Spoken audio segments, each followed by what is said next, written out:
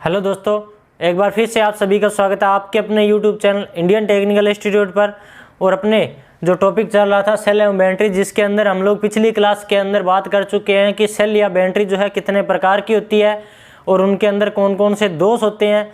ये जो सारी की सारी जो चीज़ें हैं वो हम लोग पीछे की क्लासों के अंदर 2 क्लासों में बात कर चुके हैं। और आज की जो क्लास रहेगी जिसके अंदर हम लोग क्या करने वाले हैं, जो बैटरी होगी उस बैटरी को चार्ज कैसे किया जाता है ये हम लोग आज की क्लास में देखने वाले हैं। तो आपने अगर पिछली क्लास से नहीं देखी है तो आपको आई बटन के अंदर जो है उनके लिंक मिल जाएंगे, तो वहाँ से आप जाके देख सकते हो या डिस्क्रिप्शन में लिंक मिल जाएंगे। तो अपने शुरू करते हैं बैटरी चार्जिंग।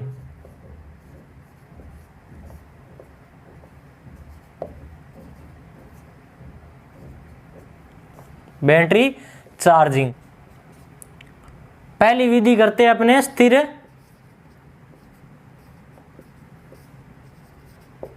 धारा विधि। स्थिर धारा विधि। दूसरी विधि है स्थिर वोल्टेज विधि। तीसरी है ट्रिकल चार्जिंग। चौथी है बैटरी चार्जर द्वारा।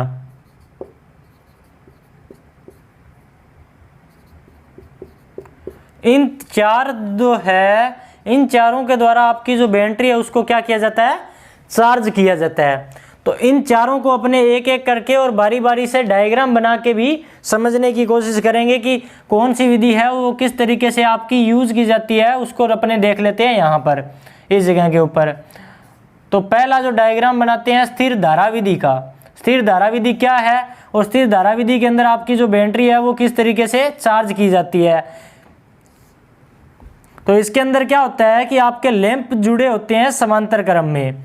समांतर क्रम में लैंपों को जोड़ के और यहाँ पर आपकी जो धारा होती है उस धारा के जो रास्ते हैं उन रास्तों को ज़्यादा भागों के अंदर डिवाइड करके, क्योंकि हमने पीछे की क्लासों में पढ़ा था कि आप जब समांतर क्रम में कोई भी चीज़ जोड़ते हो, चाहे आपके प्रतिरोध हो, चाहे वो आपकी बैटरी हो, चाहे आपके कैपेसिटर हो, उनको आप जब भी समांतर क्रम में जोड़ोगे तो समांतर क्रम में जोड़ने के बाद में आपकी जो धारा का मान होता है वो धारा का मान क्या हो जाता है, अलग अलग हो जाता है। तो धारा का मान अलग अलग होने के मतलब क्या है कि आप जो है यहाँ पर धारा के लिए रास्ते बदल रहे हो, धारा के लिए रास्ते बढ़ा रहे हो तो धारा का मान बढ़ जाएगा।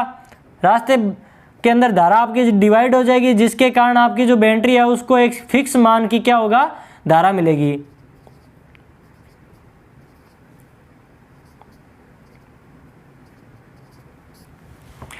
ये है आपका जो है स्थिर धारा विधि। स्थिर धारा विधि के अंदर क्या है, मैंने अभी बताया कि लैंपों को जोड़ दिया जाता है समांतर क्रम में। समांतर क्रम में लैंपों को जोड़ के और बैटरी के क्या जोड़ दिया जाता है, श्रेणी क्रम में जोड़ दिया जाता है।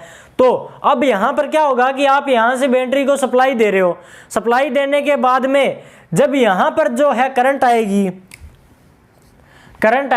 तो करंट आने के बाद में अगर आप देखोगे तो एक रास्ता, 2 रास्ते, 3 रास्ते और 4 रास्ते। तो धारा के लिए कितने रास्ते हो गए, 4 रास्ते। तो धारा का मान जो है यहाँ से जितना आ रहा था वो 4 भागों में डिवाइड हो गया।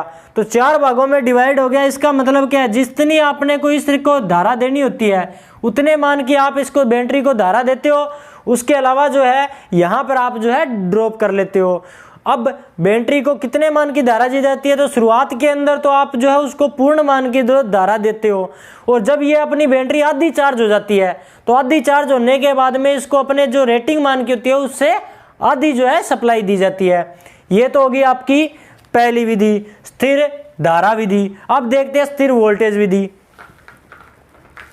तो स्थिर वोल्टेज विधि के अंदर चेंजेस कुछ नहीं है, बस इतना चेंजेस किया गया है कि ये जो लैंप जोड़ रखे हैं इन लैंपों के स्थान पर यहाँ पर एक वेरिएबल रेजिस्टेंस, परिवर्ती प्रतिरोधक जोड़ दिया जाता है।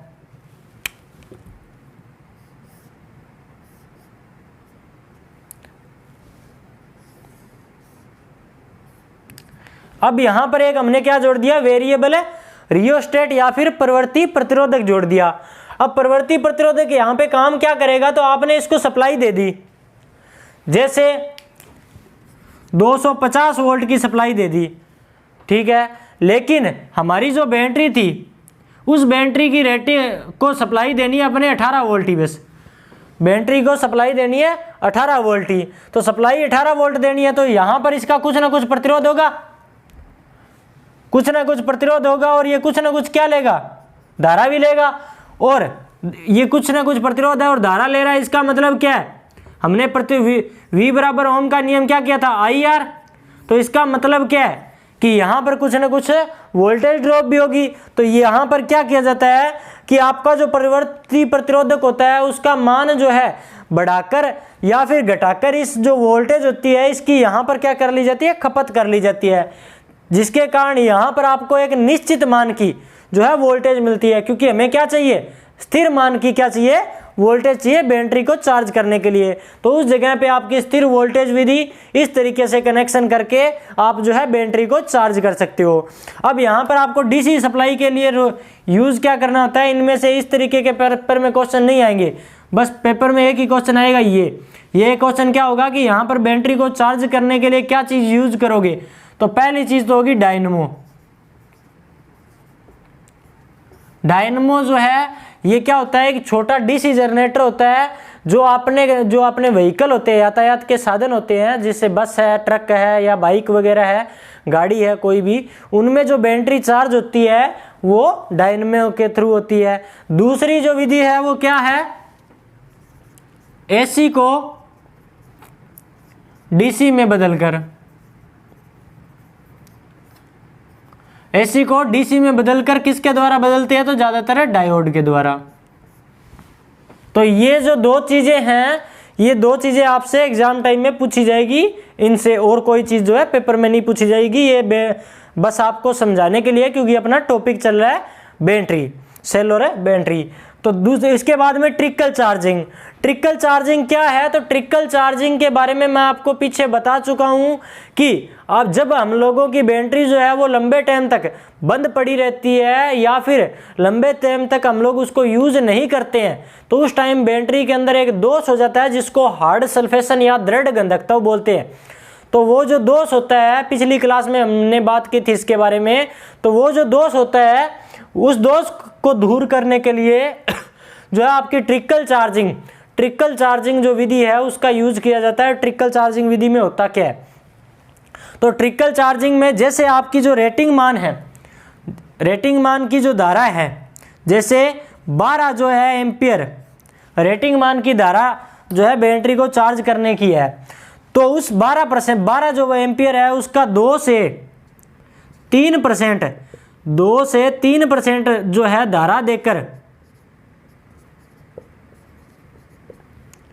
चार्ज करने की जो विधि है उसको हम लोग क्या बोलते हैं, ट्रिकल चार्जिंग बोलते हैं। ध्यान रखिएगा, मोस्ट इंपॉर्टेंट है पेपर में, इससे रिलेटेड यही क्वेश्चन पूछा जाता है। पहला तो कि बैटरी की जो है उसको 2 से 3% की जो धारा देकर चार्ज किया जाता है तो उसको क्या बोलते हैं, तो ट्रिकल चार्जिंग बोलते हैं। ट्रिकल चार्जिंग में कितनी जो है धारा दी जाती है, तो 2 से 3% धारा दी जाती है।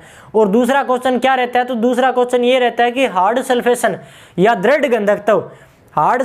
या दृढ़ गंधकत्व को दूर करने के लिए निम्न में से कौन सी चीज अपनाई जाती है। ये जो है पेपर में कौन सा जो है क्वेश्चन रहता है, जिसके अंदर आपसे ऑप्शन में ये जो है ऑप्शन रहेंगे, ध्यान रखिएगा। अब बात आती है बैटरी चार्जर द्वारा। तो बैटरी चार्जर तो आपने घरों के अंदर बैटरी चार्जर आपने देखा ही है, लेकिन अपने डायग्राम बना के एक छोटा सा देख लेते हैं।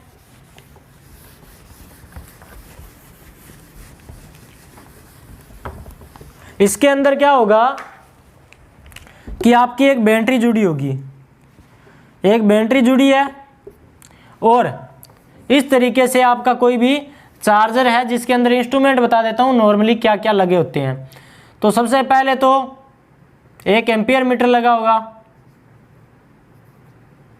एक वोल्ट मीटर लगा होगा, यहाँ पर आपका जो है इस तरीके से 6 एम्पियर, 12 एम्पियर, 18 एम्पियर इस तरीके से रेटिंग मान की धारा के अंदर डिवाइड किया होगा। यहाँ पर आपकी जो है 150 वोल्ट, 200 वोल्ट, या 250 वोल्ट। इस तरीके से 3 भागों के अंदर यहाँ पर वोल्टेज दे रखी होगी कि आपकी जो बैटरी है उसको किस तरीके से या कितनी वोल्टेज की सप्लाई दे के चार्ज करना है, 6 एम्पियर, 12 एम्पियर या फिर 18 एम्पियर दे के चार्ज करना है, 150 वोल्ट, 200 वोल्ट, 250 वोल्ट कितनी दे के चार्ज करना है, वो चीज़ होती है। उसके अलावा यहाँ पर आपको जो है 2 टर्मिनलों को जोड़ने के लिए 2 वायर कनेक्टर मिल जाते हैं। उसके अलावा यहाँ पर आपको जो है फ्यूज़ मिल जाएंगे देखने को। उसके अलावा यहाँ पर आपको जो है स्विच मिल जाएगा।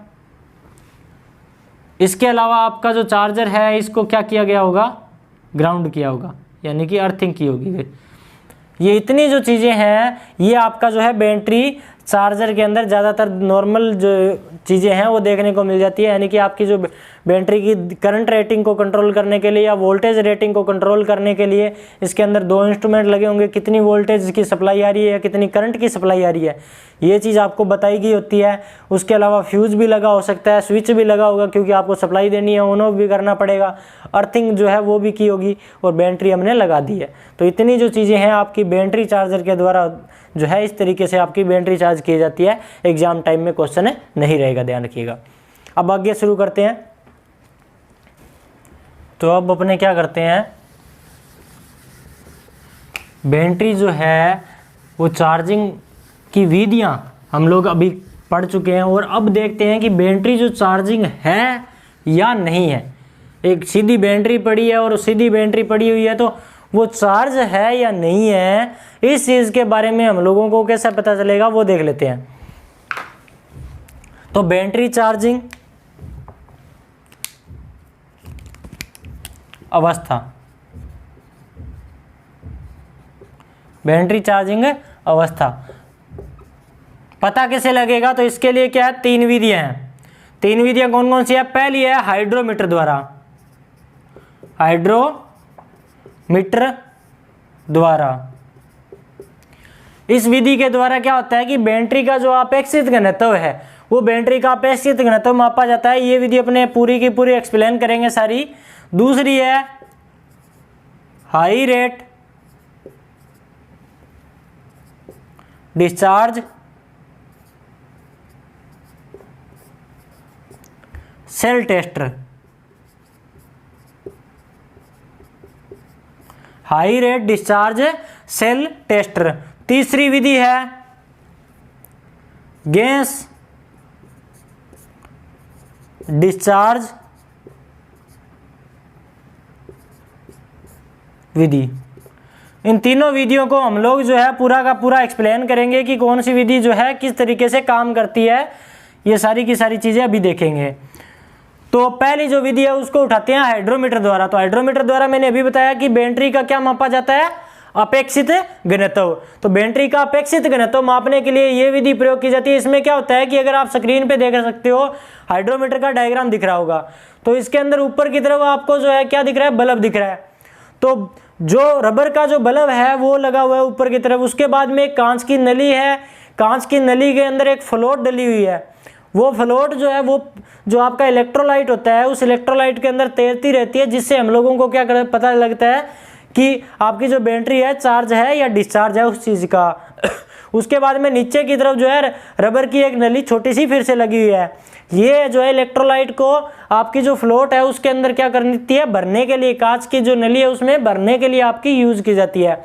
तो इसका किस तरीके से यूज किया जाता है, तो आपकी जो बैटरी है, अब अगर आप देख सकते हो कि आपकी एक बैटरी लगी हुई है, उस बैटरी के अंदर इलेक्ट्रोलाइट जो है उसको चेक करना है आपको। तो बैटरी के अंदर इलेक्ट्रोलाइट को आपको चेक करना है, तो उसके लिए आप देख सकते हो कि जो आपका हाइड्रोमीटर है उससे जो बैटरी है उसके अंदर आपके जो ऊपर की तरफ वेंट प्लग लगा हुआ है। आपकी जो बैटरी थी, इस बैटरी के ये दोनों टर्मिनल हो गए। यहाँ पर जो जिसको अपने देसी भाषा में ढक्कन बोलते हैं, लेकिन ये इलेक्ट्रिकल लाइन में ये जो वेंट प्लग है इनको वेंट प्लग बोला जाता है। तो ये जो वेंट प्लग होते हैं, इन वेंट प्लग को खोल के और इसके अंदर आपका जो हाइड्रोमीटर है उसकी वो जो नली है उस नली को डाल दिया जाता है। डालने के बाद में ये जो इलेक्ट्रोलाइट भरा होगा, ये इलेक्ट्रोलाइट क्या होगा कि उस जो आपकी नली है कांच की, उस कांच की नली में भर जाएगा।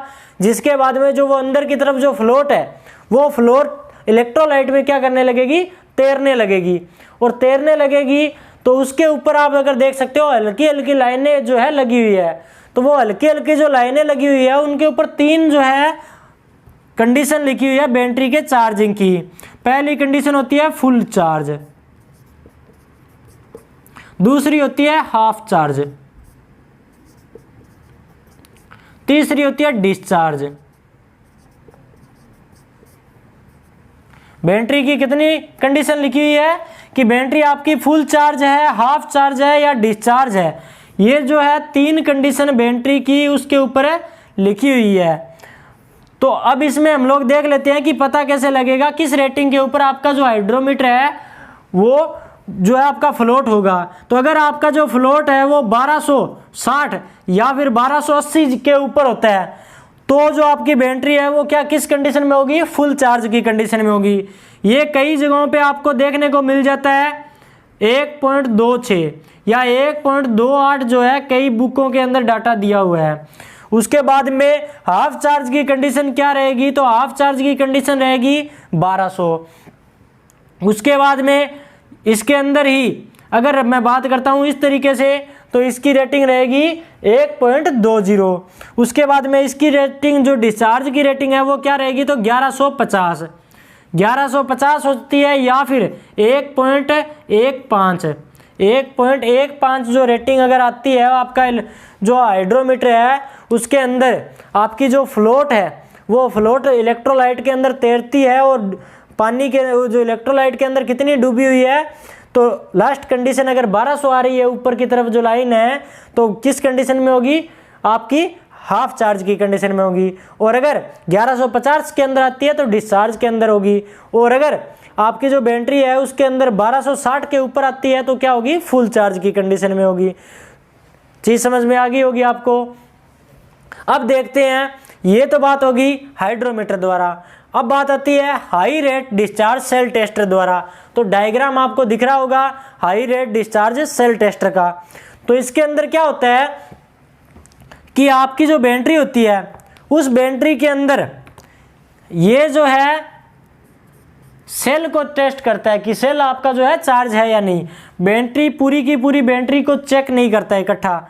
इसके अंदर क्या होता है कि ये पर्टिकुलर सेल है, क्योंकि मैंने बताया था कि आपकी जो बैटरी है वो क्या होती है, सेलों का समूह होती है। तो इसके अंदर बहुत सारे सेल लगे हुए हैं।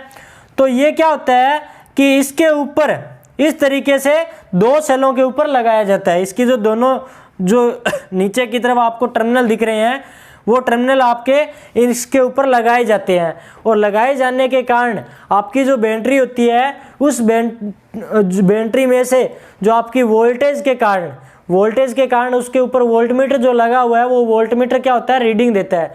और रीडिंग से हम लोगों को पता लगता है कि आपका जो सेल है वो चार्ज है या डिस्चार्ज है। अगर 2 वोल्ट से कम सप्लाई का है तो 2 वोल्ट से कम अगर वोल्टेज दिखा रहा है तो इसका मतलब क्या है कि आपका जो सेल है वो किस कंडीशन में है, डिस्चार्ज कंडीशन में है। तो चीज समझ में आ गई होगी। अब उसके बाद में बात करते हैं गैस डिस्चार्ज विधि की। तो गैस डिस्चार्ज विधि के अंदर क्या होता है, ये हमें देख के अनुमान लगाया जाता है। तो हमने देखा था कि इलेक्ट्रोलाइट भरा हुआ है, और जब हम लोग इसको गर्म करते हैं, इसको मतलब चार्ज करते हैं, तो चार्ज करने के बाद में इसमें से क्या होता है कि गैसें बाहर निकलती है, इसमें से गैसें बाहर निकलती है। और आपने अगर देखा है तो बैटरी का जो वेंट प्लग होता है उसमें एक छिद्र भी होता है। पेपर में एक बार पूछा गया क्वेश्चन है कि बैटरी के जो वेंट प्लग है उसमें जो छिद्र दिया गया होता है वो छिद्र किस लिए होता है। तो आपकी जो गैसें होती है उन गैसों को बाहर निकालने के लिए आपका जो बैटरी है उसके वेंट प्लग में छिद्र दिया होता है। तो इसमें से अगर गैसें बाहर निकल रही है तो मतलब क्या है, बैटरी डिस्चार्ज नहीं है, चार्ज कंडीशन में है। और अगर गैसें नहीं निकल रही है तो इसका मतलब क्या, आपकी बैटरी एक डिस्चार्ज बैटरी है, डिस्चार्ज की कंडीशन में है, चार्ज बिल्कुल नहीं है। तो इस चीज़ का आपको पता लग जाएगा। तो बैटरी के चार्जिंग की अवस्था हम लोग किस तरीके से माप सकते हैं, हाइड्रोमीटर द्वारा, high rate discharge cell tester द्वारा या डिस्चार्ज विधि द्वारा। इससे पेपर में क्या क्वेश्चन बनता है, तो पेपर में क्वेश्चन बनता है हाइड्रोमीटर का उपयोग किस लिए किया जाता है। तो बैटरी का अपेक्षित घनत्व मापने के लिए या बैटरी की चार्जिंग स्थिति मापने के लिए हाइड्रोमीटर का उपयोग किया जाता है। दूसरा क्वेश्चन, तो बैटरी का जो ये हाइड्रोमीटर है, इसका जो फ्लोट है उसके अंदर जो नीचे की तरफ जो छड़ें डली होती है वो किसकी होती है, तो लेड की बनी होती है। तीसरा क्वेश्चन है, इसके अंदर जो आपका अगर 1260 आ रही है रेटिंग तो इसका मतलब क्या है, बैटरी फुल चार्ज है। अगर 1200 आ रही है इसका मतलब क्या है, डिस्चार्ज है, हाफ चार्ज है। और अगर 1150 आ रही है तो इसका मतलब है डिस्चार्ज है। तो ये जो है आपको इस तरीके से पता लगता है। और अगर बात करूं high rate discharge cell tester का, तो एक पर्टिकुलर सेल की बैटरी जो है, सेल जो है उसकी रेटिंग बताने के लिए होता है कि ये चार्ज है या नहीं है। और ये गैस डिस्चार्ज विधि है, ये तो केवल और केवल अनुमान लगाने के लिए होती है। सबसे स्टिक अपने को आंकड़े कौन देती है, तो ये विधि अपने को सबसे स्टिक आंकड़े देती है कि आपने जो बैटरी है या सेल है अपना चार्ज है या डिस्चार्जिंग कंडीशन में है। तो चीज़ आपको उम्मीद करता हूँ समझ में आ गई होगी। इसके बाद में अपने करते हैं, इसके बाद में आपके जो है रोज आपको 2 क्वेश्चन दिए जाते हैं जिनके आपको कमेंट सेक्शन के अंदर कमेंट करने होते हैं आंसर। तो उन्हीं क्वेश्चनों को मैं आपको यहाँ पे अभी बताने वाला हूँ कि पिछली जो क्लास थी उसके अंदर आपको कौन से 2 क्वेश्चन दिए गए थे, वो अपने यहाँ पे अभी देख लेते हैं। तो पहला आपको जो क्वेश्चन है वो पिछली क्लास के अंदर दिया गया था कि वायर वाउंड प्रतिरोध जो है किस धातु के बने होते हैं। ये आपको कमेंट सेक्शन के अंदर कमेंट करना था पिछली क्लास के अंदर। तो वायर वाउंड जो आपके प्रतिरोध होते हैं वो किस धातु के बने होते हैं। तो पहला क्वेश्चन, वायर वाउंड प्रतिरोध बने होते हैं यूरेका के बने होते हैं। और कई जगहों पे यूरेका प्लस नाइक्रोम जो धातु है वो भी बता दी जाती है, यूरेका प्लस मैग्नीन धातु है उसके भी बने होते हैं। उसके बाद में, लेकिन मोस्ट इंपॉर्टेंटली जो पेपर में आता है यही आता है। उसके बाद में दूसरा आपका क्वेश्चन था कि चालकता की इकाई क्या है। तो चालकता की इकाई क्या है ये आपको जो है कमेंट करना था कमेंट सेक्शन के अंदर। बहुत इजी क्वेश्चन था। तो चालकता की इकाई क्या है, महो या साइमन, महो या साइमन चालकता की इकाई है। ये दोनों क्वेश्चन आपको पिछली जो क्लास थी उसके अंदर कमेंट सेक्शन के अंदर कमेंट करने थे। आज का आपका जो पहला क्वेश्चन है, डाई इलेक्ट्रिक स्ट्रेंथ की इकाई क्या है। तो डाई इलेक्ट्रिक स्ट्रेंथ की इकाई क्या है, किस इकाई से हम लोग उसको प्रदर्शित करने हैं, मोस्ट इंपॉर्टेंट है। जब मैंने क्लास करवाई थी उस टाइम बताया था। तो डाई इलेक्ट्रिक स्ट्रेंथ की इकाई क्या है ये आपको कमेंट सेक्शन में कमेंट करना है, अभी कर दीजिए। उसके बाद में दूसरा क्वेश्चन आपका कि ये जो आपको चिन्ह दिखाई दे रहा है, आपको जो चिन्ह दिखाई दे रहा है ये चिन्ह किस सुरक्षा चिन्ह को दर्शाता है, ये आपको अभी कमेंट सेक्शन के अंदर कमेंट करना है। ये जो चिन्ह है वो किस सुरक्षा चिन्ह को दर्शा रहा है, कमेंट कर दीजिए जल्दी से जल्दी। तो वीडियो आपको कैसी लगी है हमें कमेंट करके, लाइक करके और शेयर करके ज़रूर बताएं। और आपने अगर चैनल को सब्सक्राइब नहीं किया है तो कर लीजिए मेरे दोस्तों, क्योंकि आपको एजुकेशन से रिलेटेड इसी तरीके की क्लासेज इस चैनल के ऊपर मिलती रहती है। तो मिलते हैं आपसे सेल और बैटरी की अगली क्लास में। तब तक के लिए जय हिंद, जय भारत।